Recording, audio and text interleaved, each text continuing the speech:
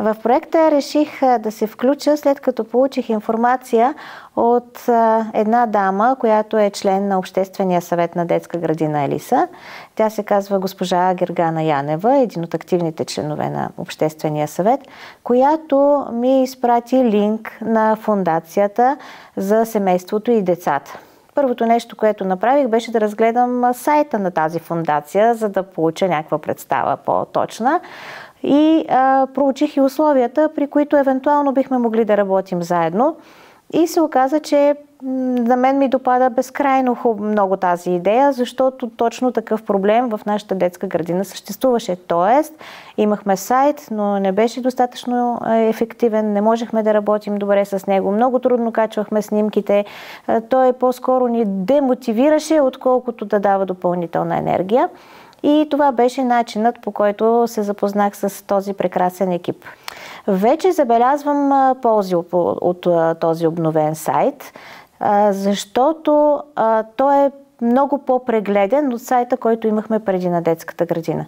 Информацията, която търси евентуалния потребител вътре в него, е много по-лесна за намиране. Особено ми харесва и това, че по-отчетливо ще бъде за търсещия вътре информация да се ориентира много по-лесно. Много ми харесва и това, че имаме връзка и с страницата на детската градина във Фейсбук.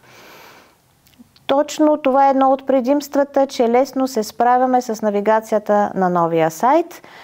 И се надявам колеги мои, които ще работят по-нататък в този сайт, да успяват много също така и лесно и бързо да качват новата информация, която по-бързо да достига до родителите, потребителите на сайта.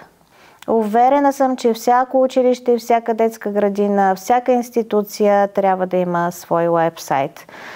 Защото според мен това е лицето на организацията. Първият допир, който ще се случи с дейността, с екипа на една организация, това е мястото, където може да стане това. Заради това и продължаваме в тази посока да работим с фондацията, за да оптимизираме всички възможности. Надявам се, че обновения ни сайт ще окаже позитивно влияние върху развитието на институцията. Защото, например, имаме някакво събитие, след това качваме снимките. Всички тези хора, които видят своето участие, можем да популяризираме много ясно и лесно всичко, което сме направили.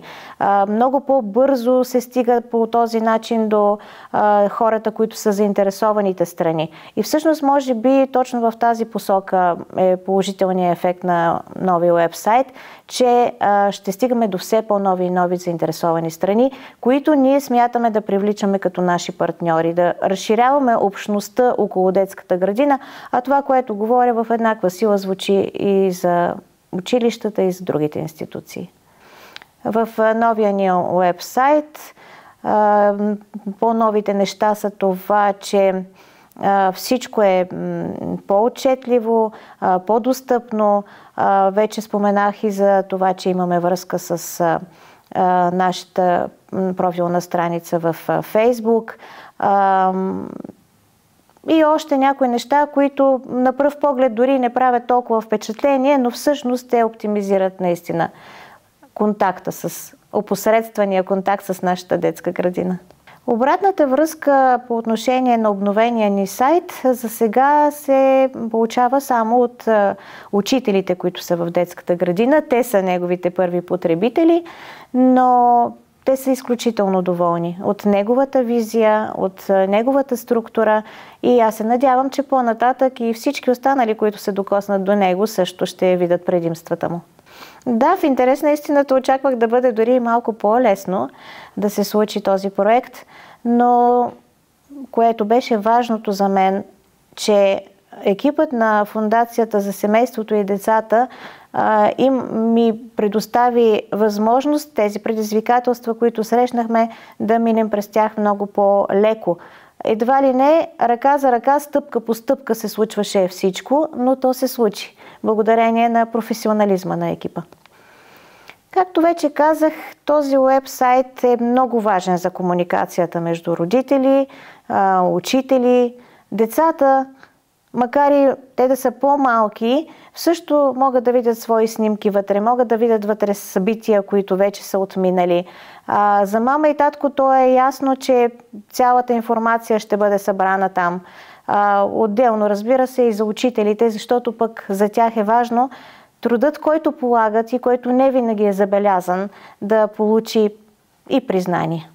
В няколко посоки виждам предимствата на новия ни сайт по отношение на родителите и това са в следните посоки. Информацията, разбира се, която ги интересува тях. Така, например, започва нова учебна година. Всички документи, които тях ги интересуват, могат да се информират.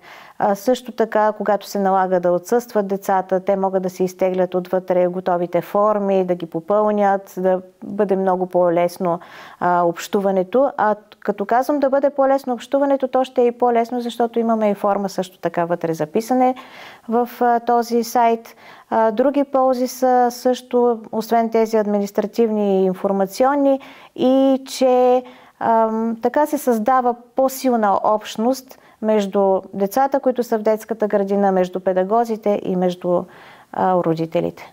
С най-голямо удоволствие и с увереност бих посъветвала други детски градини, други училища да се включат в проектът, който предоставя Фондация за семейството и децата, да направят, да обновят своите уебсайтове, защото ще намерят отсреща една протегната ръка, ще намерят професионални знания и умения, които ще им подскажат как още по-добре да направят, да оптимизират своите сайтове и защото това ще съдейства за представянето на институциите, в които те работят.